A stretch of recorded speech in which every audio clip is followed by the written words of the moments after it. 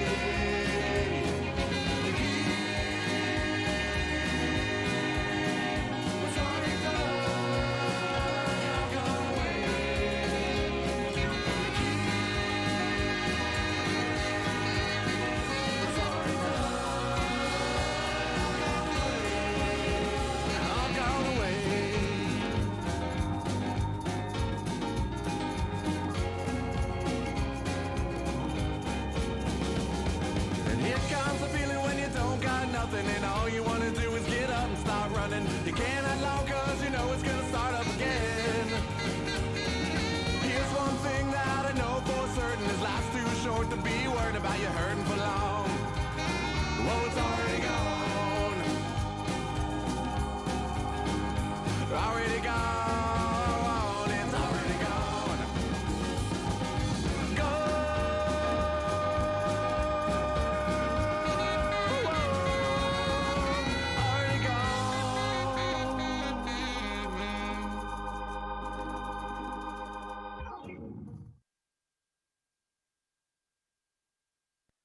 What is up, Jags fans? We are back for another film preview. I gotta say, I'm excited about this game, not because it's the divisional matchup of the century, but because this game is a great test for how the Jags will handle teams that are similarly comped as them. There's a lot of similarities between these two teams, and I just think it's really going to be a great game, revenge tour for the Jags to get back on track against their divisional rivals, the Houston Texans.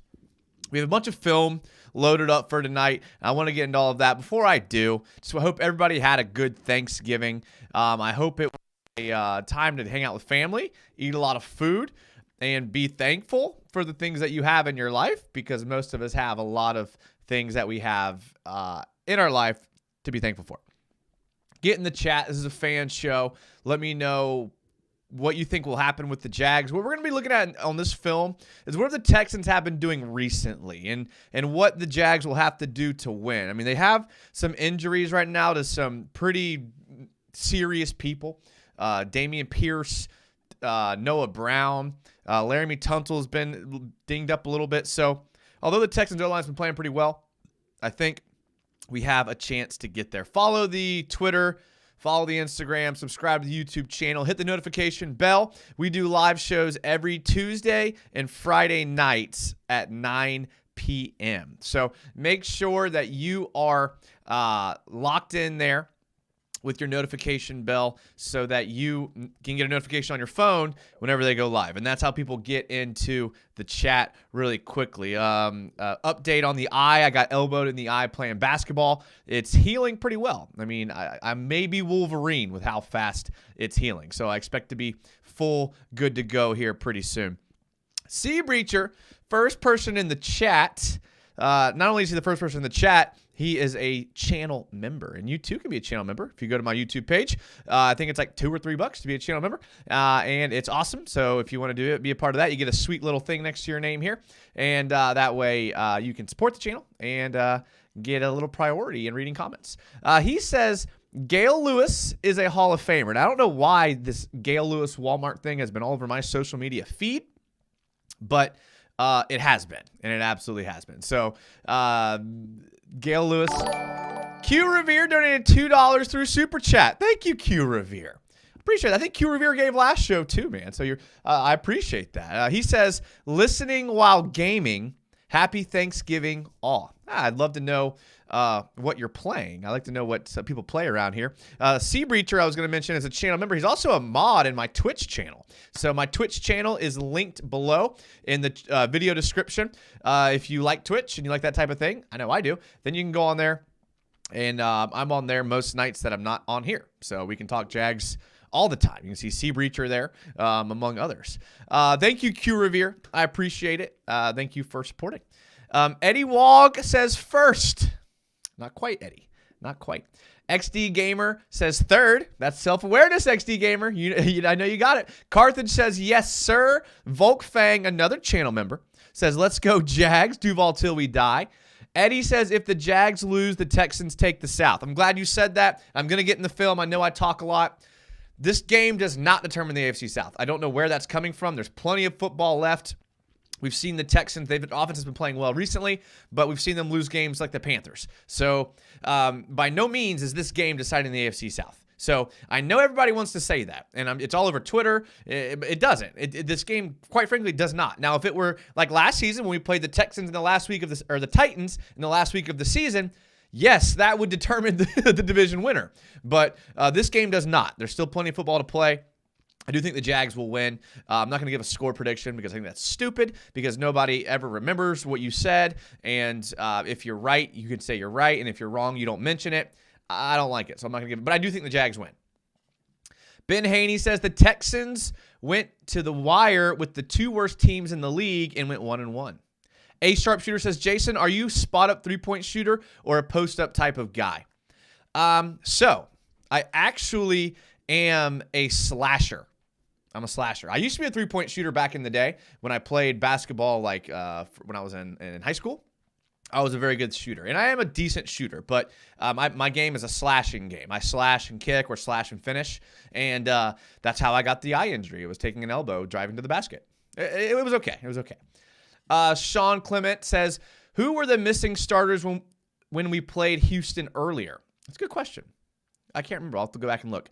Washington State Jags fan, who's an honorary member, because not only is he a channel member, he gave $50 on last week's show on Tuesday. We broke down the film of the Titans game. If you didn't watch it, go back and watch that one. Washington State, thank you again for the $50 last week. I really, really appreciate that. That means a lot to me. Get over this Houston glitch and take this division home. I like it. Haney says the entire team was missing. Robert Lamison says Calvin is going to have a big game. Zay will open up the field. Okay, well let's get to the film here. Let's start with the things that the Texans do well. And we already kind of know what the Texans do well. And I'm going to bring up this I forgot to bring up my my pen tool to draw. You guys know me, I like to draw, I like to talk, I like to do everything, right? All right, so this was against the Jags. I'm going to play it out because I'm trying to be better about playing it out and then going back. Did I switch the screen here? No, I didn't. Okay. I'm going to play it out and then I'm going to talk about it. All right. We obviously remember this play. Great deep ball here. Okay, so one thing I will say about this Jags game. It was very irregular, okay? The Jags missed a field goal. They had a field goal blocked. Devin Lloyd dropped an interception that hit him in the hands. Jamal Agnew fumbled. We had that weird kick return by the fullback. So this game was just weird all the way around. I don't expect that type of thing to happen.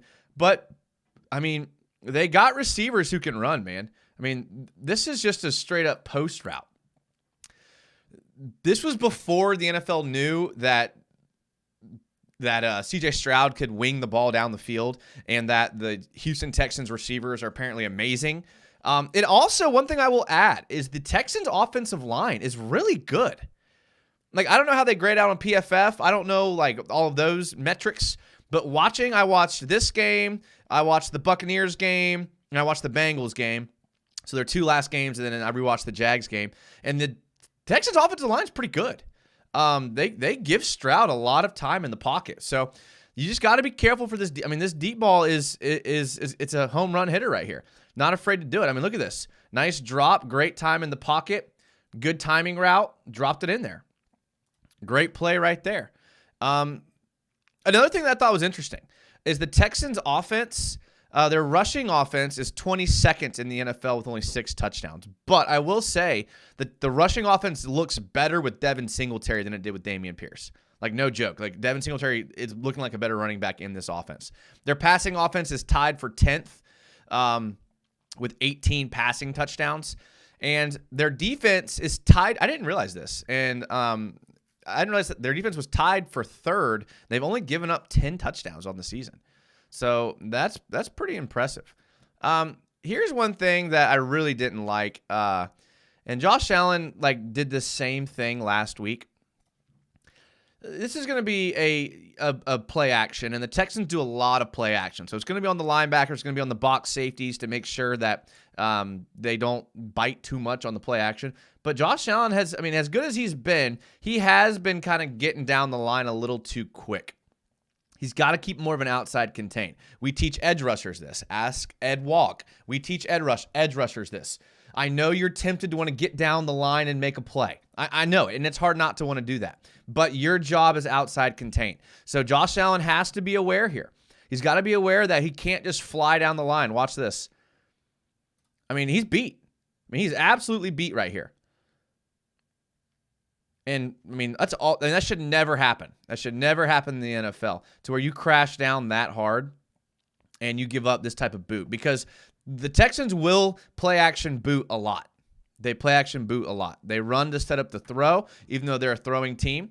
And they'll do this type of thing a lot. Ben Haney says Jason Ball's hard with 5 fouls. I'm a good defender too. I've been known for my good defense. I have an abnormally long wingspan. I've measured it with a tape measure, and I have a 6'3" wingspan at being only 6 foot. So I'm very sneaky in stealing passes and stealing the ball because people don't expect me to be able to reach where I can reach. So that helps me be a good defender. So good defender, I'm a good passer, and I'm a slasher. That's my game in basketball. If y'all ever want to play, let me know. I love playing basketball. Washington State Jags fan says, agreed, plenty of football left to go. Sean Clement says, offensive line has to get serious. Those all-pro guards haven't played well for some time now. I do think that Brandon Sheriff's been playing better since he's been not injured. Remember, last year he was dealing with a pretty serious core injury. Usually that's a hernia type situation. So I think he has been playing better since he's been healthy. And keep in mind, Cam Robinson didn't play in that first game against the Texans. Haney says, Dell is baby Tyreek. He is really good. Robert Lamison says, the communication between the secondary wasn't good. Got to stop Tank and deep passes. Eddie says CJ Stroud is a dog. Well, let's look at some of CJ Stroud's stuff here. Here's what I was talking about with the time in the pocket. Okay, this play, he ends up throwing the ball out of bounds. I'll play it through, and then I'm going to go back and talk about it. Okay, watch the time he has in the pocket here. All right, this is insane. Look at the offensive line. Look at the job they do here. Passing off the stunts, holding their blocks. They're not holding. Stroud has very good pocket awareness. Very, very good in the pocket here. I mean, that's 10 seconds in the pocket. I mean, that's Lamar Jackson to be honest. He does a very good job here. I mean, watch the offensive line. They hold up really, really well. Now, Shaq Mason is very hit or miss. He has his good plays. He has his bad plays. Does a good job here. He really does. I mean, that's good blocking right there. Titus Howard does a good job. And the throw is kind of in the general area of the tight end. And Dalton Schultz is a dog too, man. Dalton Schultz is a dog. Here's this great timing route. This is against the Cardinals. Oh, I forgot. I watched the Cardinals game too. Sorry. Very good timing route. And they really love the ball in the middle of the field, right? I couldn't clip every single play because we'd be here forever. But this is very good job here by Robert Woods getting in the middle of the field. I'll play it out. Sorry. Play action in the pocket. Very good timing route. I mean, just a simple dig route by Robert Woods. And this is just man coverage. The Jags will probably play this a lot. And you have to get after the quarterback because if you give them time, they do this little like reverse orbit motion, play action, and just very good at finding the middle of the field. CJ Stroud is very good at finding the middle of the field. He's very accurate. Very accurate. And the Texans wide receivers have really good hands. I mean, they're catching everything. Like, they just snag the ball. I mean, this type of snag you see from Robert Woods here, like, all the receivers do this. All the tight ends do this. Like, they have really good hands. I mean, it's just a well-built offensive team. Here's Noah Brown against the Bucs, and fortunately, well, I don't know if Noah Brown's going to play or not. I can't remember if he's out or questionable. I know he's injured. But watch him here, man. Noah Brown, I think he's out. Deep dig across the middle of the field, same type of route. Gets upfield, stays in bounds, scores a touchdown.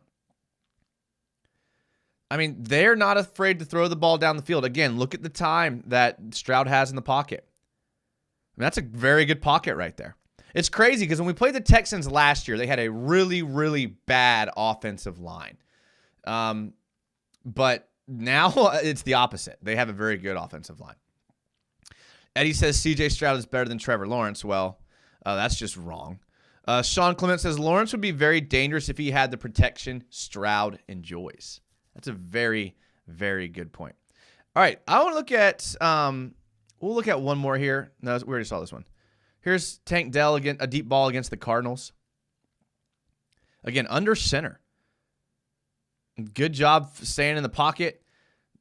That throw, man, and what a throw, what a catch here, man. And again, look at like the release that Stroud throws. Like, he can't even step into the throw right here. Watch this. Wings that ball. And that's a catch right there too, man. And if you go back and watch it, like, the play was designed, I think, to be a post route. And Stroud actually waves him on to run the corner. I don't think this was designed. Watch, he kind of waves him onto the corner right here. Look, waves at him. I mean, just... that's a heck of a catch right there. All right, Devin Singletary, again. I mean, I think he's a good back. I mean, he flashed in Buffalo, and just, I mean, watch him get on the inside here on the Bengals. I mean, that's... the Jags have been good against stopping the run, so I think that they will stop the run. But if they're going to have to load the box, probably play like some cover 1, cover 3 type defenses, and I mean, that's going to give you fits in the passing game. So maybe they play more cover 2 and ask their linebackers and D linemen to have gap integrity. And they're going to have to do it. Same game. Devin Singletary, outside stretch play right here to the weak side of the field. Bad tackling, but still, I mean, they run to set up the pass, and even though they're not known for their run, like they do, and when you do this type of play over and over and over again, it makes the play action hard to stop. Here's Devin Singletary again against the Cardinals. You know, the interior offensive line does a really good job here. I think the left guard pulls. I think Shaq Mason does a good seal block here. This is just good blocking all the way around the inside zone right here. A little orbit motion. The reverse orbit motion, they love doing that.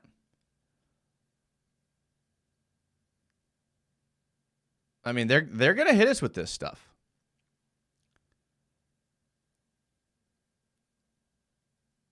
They are. So we got to be ready to stop that run, man. We really do. Cody Jackson says, can our defense get home, though? We're going to have to force him to make mistakes. I hope so. I mean, the Bucs didn't do a good job. I mean, I think they scored like 40 points on the Bucs, and that's concerning to me because I look at the Bucs defense and I think that the Jags defense is built very similar, and the coaching staff is a lot of the same people. The schemes and the blitzes that are drawn up are very similar to that Todd Bowles defense, and I think that Mike Caldwell is going to draw up a lot of blitzes to try to get home. But if we can't get home, you're right. I mean, that's what it's going to come down to. We're going to have to get pressure, and we say this every week. Every week, the key to victory is getting pressure on the quarterback. I mean, that's it. But when you're looking at an offensive passing attack like the Texans have, that's very vertical, that's very down the field, it's even more important. You saw the catches these guys can make. You saw how quick they can get across the field on digs and crossers and things like that. So it's going to be monumental that we get home for sure. C. Breacher says, does Luke Fortner concern you at all? I mean, he's not playing great right now.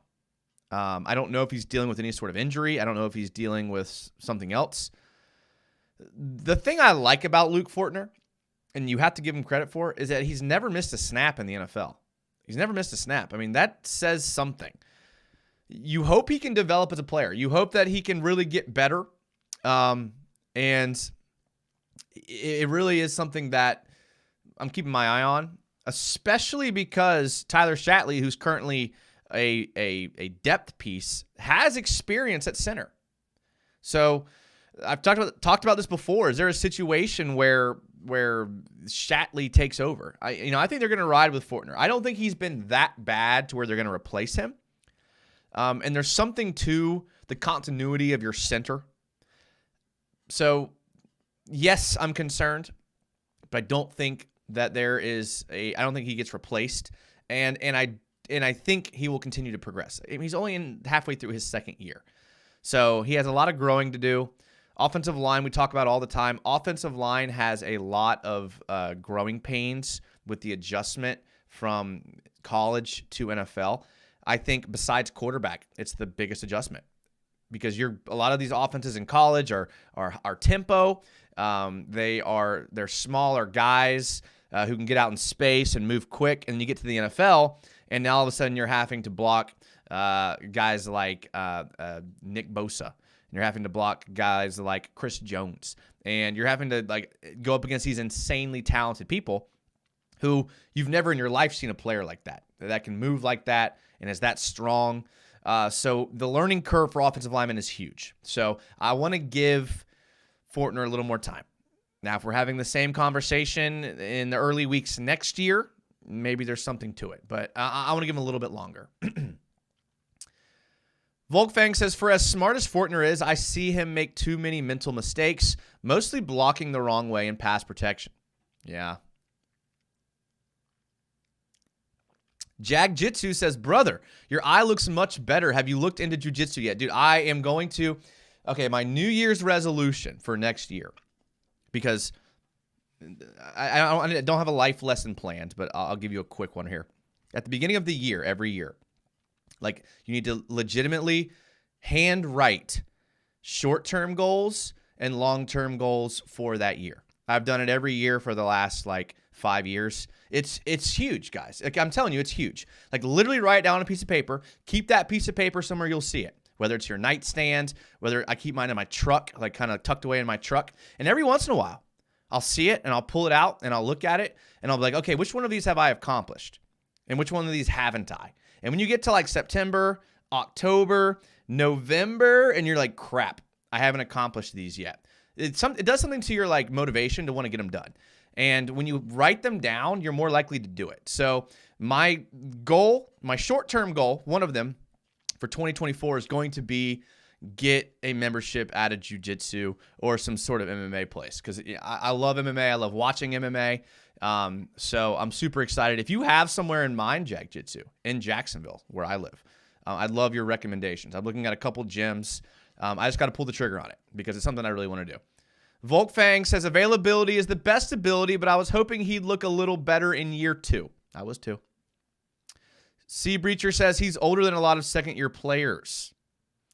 Yeah, but like I was saying, it's the learning curve. It's not so much the age. It's the learning curve. It's okay, these guys are huge. They're fast. They're strong.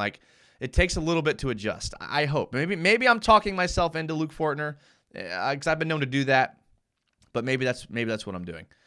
Sean Clement says offensive line also needs to build upper body strength too because of the vast difference. Yeah, you're right. Guy says, I'm not trying to distract from the Jags, but we may want to keep an eye on the Orlando Magic. Bro, they look good. Even when they were down today against the Celtics, I was like, I have full faith that they're going to win, and they did. They're a good-looking team, man. And Joe Ingles is looking like a great addition, and I would have never guessed that preseason. Would have never guessed that. I missed Jag-Jitsu's other comment. He says, I think the Jags are going to not only win, but it could be lopsided as the Titans game. I hope so. Being on the road, and the Texans are a good team, man. Like, they score a lot of points. They really do. But I mean, they're not perfect now. Okay, they're not perfect. Like, for example, this was in the Cardinals game, and this is going into the end zone. I mean, they're in the red zone. They're on the 12-yard line. They're pistol set here. I'll play it out, and then I'll talk about it. Of course, they're pre-snap motion, little play action. I mean, not a good throw. I mean, that's a forced throw right there. I mean, he tried to find Nico Collins in the back of the end zone, and that's like triple coverage right there. So, again, CJ Stroud's good, but he's not perfect now. He's not perfect. So, he has potential to make these types of mistakes in the red zone. Like, obviously, he wants to, and again, this is another throw where he doesn't step in all the way. We saw a play where he doesn't follow through on his throw, and he winged it 50 yards down the field to a perfect throw. This one, he kind of throws off his back foot, throws it short, and throws an interception. This is the type of throw that if you're going to throw it, you have to hit it to where only your receiver can get it. How many times have we seen Trevor Lawrence throw it to either Zay Jones in the back of the end zone where he drags his second foot barely, or barely can't drag his second foot, or he throws it out of the back of the end zone? Like, that's what makes Trevor Lawrence, and I know he throws picks in the end zone too, but that's the type of thing that Lawrence does that is just a little bit more veteran savvy, as he knows this throw here, you got to throw it to where only your guy can get it. Okay? I talked about Shaq Mason being good sometimes and bad sometimes. Here you're going to see him not be very good here. He's going to try to block down on this nose tackle here, who's lined up head up on the center, and does a poor job here blocking. Gets whipped. I mean, gives up the sack. So, I mean, hopefully, whether it's Devon Hamilton, I saw Ledbetter's probably not going to play. Devon Hamilton, Roy Robertson-Harris, Adam Gotsis, one of those players, I think they may have the opportunity to do this type of thing if they can get an interior push like this. So that also could happen here. Here's a 4th down call. Okay, so I think this is 4th and 4. 4th and 4. So if I'm the Texans offense, I'm thinking we're gonna throw the ball. We're a passing team. CJ Stroud's a very good quarterback. We have very good receivers, and they're gonna toss it to Mike Boone. Again, I know Dameon Pierce is out, but is a toss to Mike Boone the best 4th and 3 play that you have? And again, another in the red zone, they give the ball up here. So they're not perfect. They're not perfect on offense. And we're going to have opportunities to make plays, but we just can't completely self-destruct the way we did the first time we played the Texans. We can't drop interceptions. We can't blow coverages. We can't give up kickoff returns to a fullback. We can't do that type of thing. So we can't miss field goals. We can't have field goals blocked. UCF Jaguar. What up, UCF Jaguar? UCF Jaguar's in the chat. Check out UCF Jaguar. It looks like it's a new channel, the round table. He did a very good job defending Trevor Lawrence. And obviously, most people here have come from UCF Jaguar's channel. So make sure that you're on his and subscribed and watching all his new stuff that he has out there.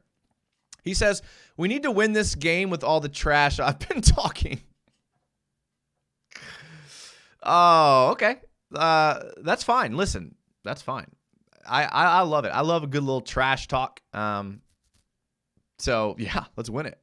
I wish it wasn't on the road, but we play better on the road. So maybe it's better. I think we're undefeated on the road. Are we not? I think we are.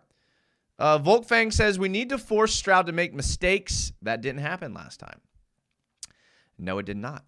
Here's the Texans on defense. There wasn't a lot to clip for the Texans defense. They're a very bend but don't break type team. Here we're going to see they end up sacking Kyler Murray, Kyler Murray had a pretty good game against the Texans, especially running, so I expect Trevor Lawrence to try to get outside the pocket. But this was just straight a coverage sack. I mean, look what the Texans do. I think they drop into a cover 2 here.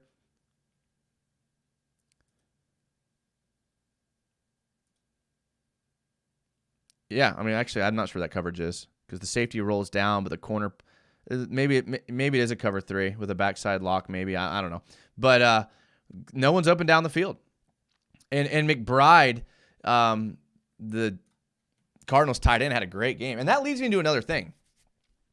Watching the Bengals game, Burrow threw it to the tight end a lot. Tight end screens. I mean, I saw more tight end screens in that Bengals-Texans game, and they worked almost every single time. And then when I went to the next game with the Cardinals, they tried the same thing, and they gave it to McBride, and McBride had a good game.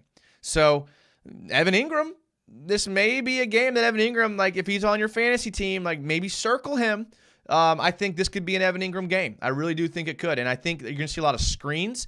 I don't think the Texans necessarily do a great job pursuing the ball. I know DeMeco Ryans being the head coach, but I just don't know if they have the personnel at linebacker yet. I mean, their defense doesn't have a lot of huge names. Blake Cashman has been playing pretty well. Their Mike linebacker.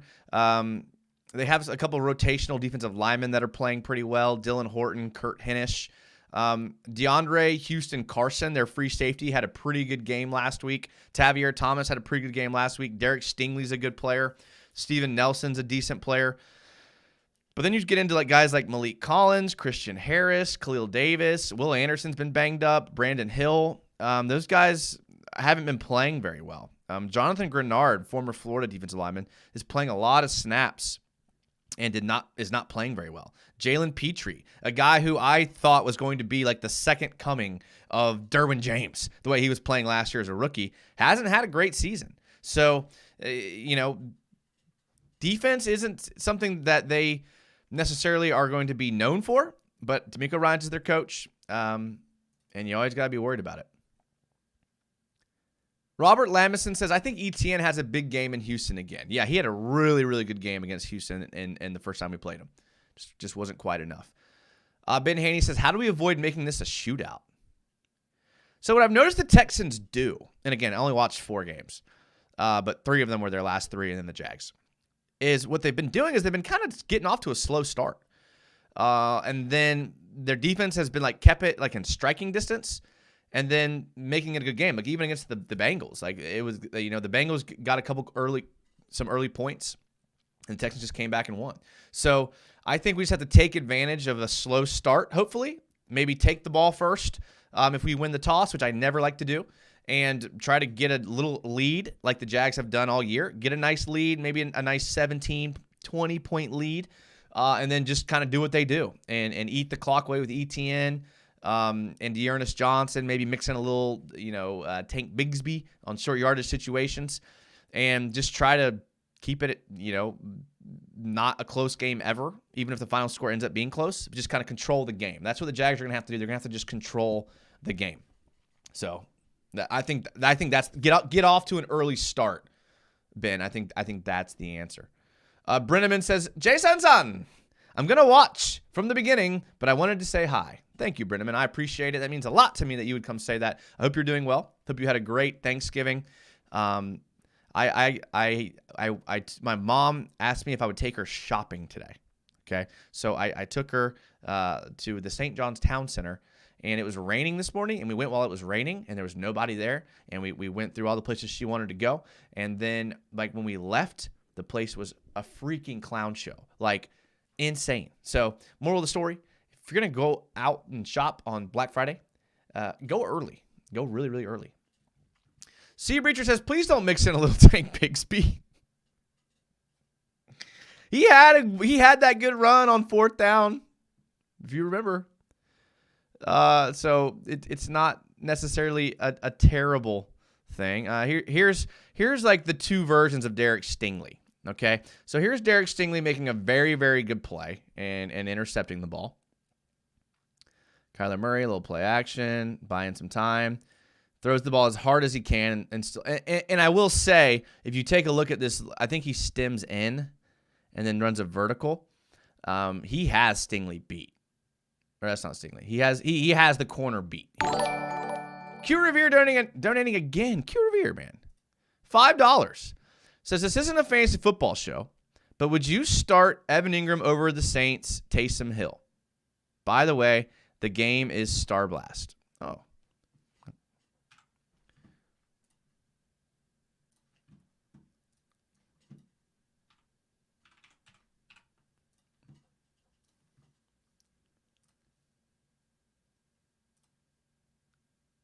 Oh. This is kind of cool looking. Okay. I might check that out. Yes, I would start Evan Ingram this game. Like if there's one game I'm not a fantasy football expert. I mean, yes, all my teams are like either in first or second place, but I'm not a fantasy football expert. I'm not one of these guys that claims to be. Yes, this is the only game I would say start Evan Ingram. And I'm going to end up being wrong because I'm always wrong, but I would just because of the success that the tight ends have had against the Texans. And again, only watched the last 3 games in the Texans. So just wanted you to know, honestly, where I'm getting my information from. Again, appreciate the $5. Thank you, man. Appreciate it. Maniac Slap says, grats to Mandarin High. My boys didn't want it. Didn't want it. Congrats to Mandarin High School. Oh, okay. Mandarin's a big high school. So your boy, what's his name? Quarterback at Georgia is from Mandarin, kind of. He's at a lot of different schools. But look, so he does the inside stem route here, and if you take a look, he beats the corner and the safety. Like, he's beat.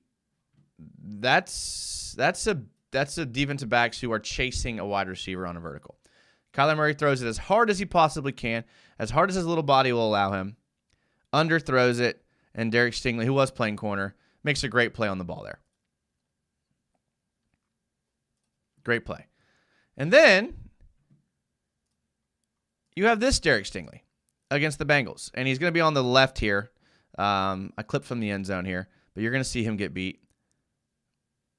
And then you have this Derek Stingley.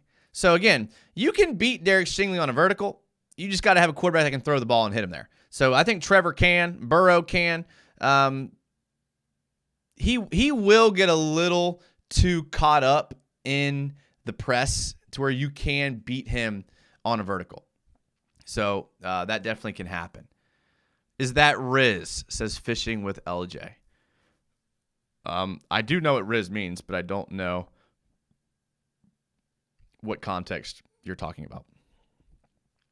C Breacher says, does Shaq Griffin start? No. He didn't even play last week. I don't think. Let me take a look here. Here's the defensive grades. I'll zoom in so y'all can see. For the blind people, Derek Stingley played corner. Tavier Thomas played corner. Steven Nelson played corner. I do not see Shaq Griffin. So he didn't play at all last game. If Trevor comes out looking tight, rushing throws, and missing receivers, the debate is officially over for this season regarding Stroud versus Trevor.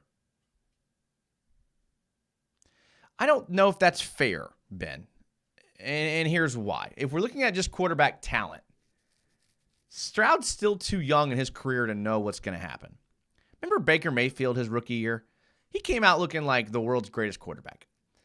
And then the league caught up with him. Now, I will say, Stroud does have very good wide receivers. He has a very good offensive line. I think the Texans' offensive line is better than the Jags' offensive line. I really, really do. Well, I'll bring up their offensive grades here.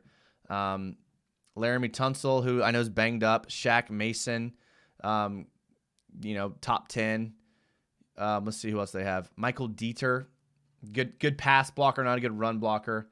Again, their pass blocking grades are kind of more what we're looking at here. Dalton Schultz is a very good pass blocker. Shaq Mason, Laramie Tunsil, those are good pass blocking grades for offensive linemen because it's really hard to block. George Fant, good pass blocking grade. Michael Dieter, good pass blocking grade. Carson Beck is his name. Andrew Beck's down here. I remember Carson Beck. So Titus Howard graded out pretty bad here. That's their left guard. So again, PFF grades don't mean everything, but Titus Howard hasn't been good since they drafted him, to be honest. C Breacher says, I think people are overrating this game. We still have 6 more games after this one. That's what I was trying to say. I kind of get frustrated with people on Twitter that are like, this game decides the division. In what world does this game decide the division? There's still 6 more. Regardless of what happens. In fact, teams typically play a lot better at home than they do on the road. So if we're evaluating the Texans, I know they beat us at home, but that was early in the season. without Cam Robinson and without other people in place, I think we're okay. I think we're okay.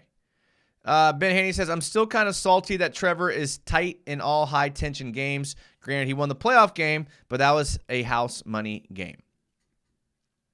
Yeah. No, I know. I mean, we'll see. I'm not worried about Trevor. I'm more worried about the offensive line, and I think they're getting better. Yes, they're not perfect, but I'm not worried about Trevor. And I don't care who's – are we going to really try to, if we're who's better, CJ Stroud or Trevor Lawrence? Well, if Stroud is better, it's not by much because Trevor Lawrence is very good. The only issue with Trevor Lawrence is inconsistency. And again, CJ Stroud hasn't played long enough to be able to be inconsistent. So, and like you said, Trevor is tight in high-tension games. How many high-tension games has Stroud been in? Not very many. So, let's let it play out. They're both good quarterbacks.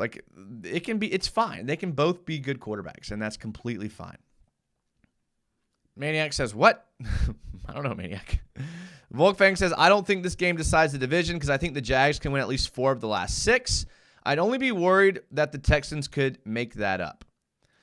I would be worried if they came out and beat us again bad. And again, I don't think they necessarily beat us bad, our offense versus their defense last game. Again, we had the kick return. We had 2 missed field goals, 1 blocked, 1 missed. We had a fumble in the red zone with Jamal Agnew. We had weird things happen. So if you really look at the O versus the D for both teams, they're very similar. I mean, the Texans are actually a younger team. So we'll see. Maniac says it's more about putting them a game or 2 games in the hole. Yeah. He wasn't tight in the Ravens game, says Jay Vindictive. Yeah, I know we're playing the Ravens. We got the Ravens number. We got a couple teams' number. We got the Ravens number. We got the Steelers number. We got the Browns without Deshaun Watson. We got the Panthers. We got the Bucks. We got some very winnable games on the schedule. They just need to play their game and execute. And again, that's coach talk, and that's what every team needs to do every week in the NFL. I get that. But that's what makes this the NFL. This isn't college, right? This is the NFL. You have to execute to win the game. Every player is very, very good. Every player is very good. We talked about this last week. Every player is talented, but not every player is consistent. So the Jags just need to be consistent. That's the key, is consistency. Ben says, I'm rewatching the game from week 3. If we would have cut out the BS, the game would have been 33-30 Jags. Yeah. Going back and watching that game today, I was really frustrated again. I was like, dude, we played so bad. We played so bad. So just don't play bad. Don't have a 49ers game. Don't have a Texans game. Go out there and play your game. That's all we got to do. 100 miles per hour, who's also a channel member, says, I'm so late, but I'm so hyped to go to the game, man. I leave for Houston tomorrow at 8 a.m.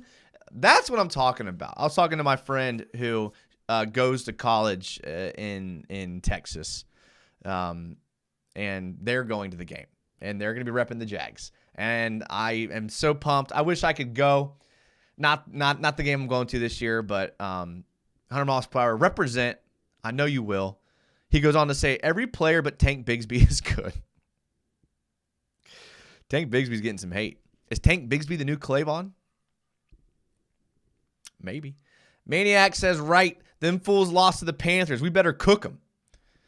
If we go out there and just beat the brakes off of them, that would quiet so many people, man. That really would. Guy says, I would rather play the Browns without a defense. The Browns defense is pretty good. 100 miles per hour says, yeah, I rewatched that game, and I have to go back to what Mike Goatwell said. That wasn't us. That was imposters. Yeah, bad game. Listen, you have bad games in the NFL. You hope they don't happen in the playoffs. You hope they don't happen against divisional opponents. But teams have bad games, man. Every team has them. If you look at any team, I mean, the Eagles are looking pretty good. They haven't had very many bad games, but their offense doesn't look as good. Their defense is really what's playing well. So You just got to eliminate the bad games. Be consistent. We just got to play our game. They like to push down the field. Don't let them. I like to see us we will, but I like to see us be aggressive on defense. If they're going to check it down to to Dalton Schultz and Mike Singletary and Mike Boone, that's fine. Let's come up and tackle. But put pressure on Stroud. If he's going to have to if he wants to throw the ball down the field vertically, put pressure on him. Make sure he's throwing off his back foot. We've seen that he'll throw interceptions off his back foot. So get pressure on him. And offense just has to execute because their defense is nothing insanely special. It really isn't. Hunter Mossbauer says, every Mike Caldwell presser is so funny because he always tries so hard to use coach speak, and he want to snap on reporters for dumb questions. That would be the hardest part about being a coach, is not wanting to respond the way that some of these coaches do. Most coaches are coach speak, and it's good, but a lot of coaches, some coaches just speaking of coaches, I'm glad I remembered this. How about Jack Del Rio getting fired from the Commanders? Like, what blows my mind is, like, Jack Del Rio and Ron Rivera are, like, good friends, and they're very similar type coaches. They're both, like, old school, hard-nosed coaches. Like, imagine what that firing was like. Like, I would love to have been a fly on the wall when Ron Rivera was firing Jack Del Rio. Like, if you came up to me and you were like, who are the two scariest coaches in the NFL? Like, scary. Like, you wouldn't want to catch them in an alley late at night. I would say Jack Del Rio 1 and Ron Rivera 2. Like, I'm not kidding. Like, I wonder what that conversation was like. Firing your guy and that's his guy, man. Brought him on early, been with them through the highs and the lows, and you're going to fire him mid-season? Now, I know the Commanders' defensive stats were terrible, but you traded away Chase Young. You traded away Montez Sweat. Then you're going to fire your defensive coordinator after trading away your two best players? That's a Ken Dorsey situation where the offense is good and you fire your offensive coordinator. That was weird. Dan Campbell. I forgot about Dan Campbell. That's a good point. Only because Dan Campbell's a psycho. You're right. Dan Campbell's number one. I forgot about Dan Campbell. I did. Imagine seeing like Cliff Kingsbury in an alley. You'd be like, do you need more hair gel? I don't know. Ben Haney says it would be nice for a defender to lay out one of the wide receivers coming across the middle. Let them second guess. Yeah, there's something to be said for that. I see. I know what you're saying, Ben. Over under on Tank Dell deep crossers. 10. They traded their two best edge rushers and expected to have a good defense. What a joke of a franchise. Not in today's NFL, LOL, says Jarrett. It feels like they were taking steps to blow it up. Yeah, well, if you're going to blow it up, you got to fire the head coach too, right? I don't know.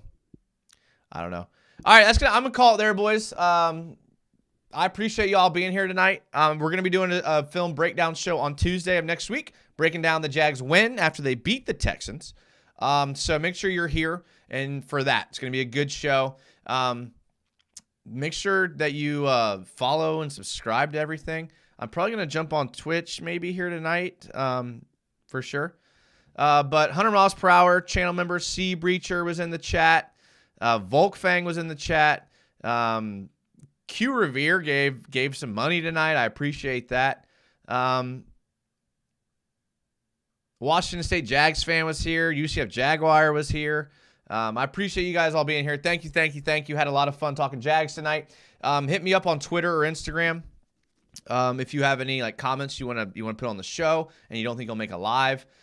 Make sure to hit the thumbs up button because that helps the algorithm and it puts the video on other people's feeds, I guess.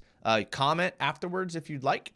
And we will be talking Jags here very, very soon. Again, I appreciate you guys being here. I love you guys from the bottom of my heart. I really mean that. I am thankful for you guys. Very thankful. This would not happen without you guys because it's a fan show.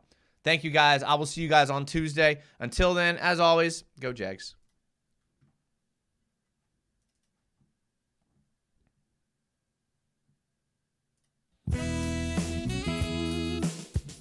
Bye.